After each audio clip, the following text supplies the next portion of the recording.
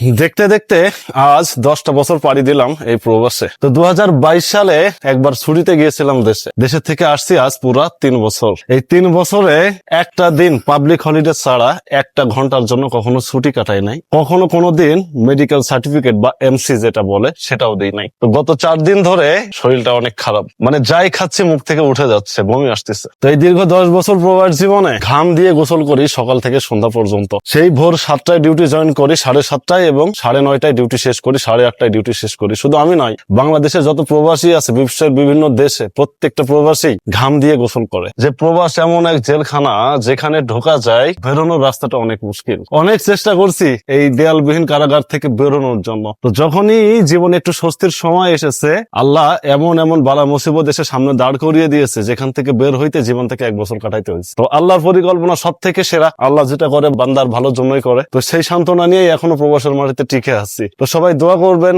আপনাদের ভালোবাসা এবং আপনাদের দোয়াতে আমার বাইকার রুবেল 2.0 পেজটা রানিং করছিলাম আজ থেকে প্রায় 9 মাস আগে। তো পেজটার সর্বক্ষণিক দাঁড়িয়ে গেছে, পেজ থেকে মোটামুটি ভাবে আর্নিংও হয়েছে, বেশ মোটামুটি, আমি সংখ্যাটা বলতেছি না। তো আল্লাহ চাইলে এই আর্নিং দিয়ে প্রথমবারের মতো সকল প্রবাসীদের দোয়া নিয়ে কোনো মসজিদ কিংবা মাদ্রাসাতে এই মালয়েশিয়ার জমিনেই কিছু একটা দান করে দিব আমি ইনশাল্লাহ। তো সবাই দোয়া করবেন। সম্ভব হলে যারা আমার ভিডিওগুলো দেখেন বেশি বেশি, তারা আমার ভিডিওগুলো একটু বেশি বেশি শেয়ার করবেন, যেন আপনাদের একটা শেয়ার, একটা লাইকে একটা মানুষের মুখে এক বেলা খাবারের টাকাটা চলে আসবে ইনশাল্লাহ।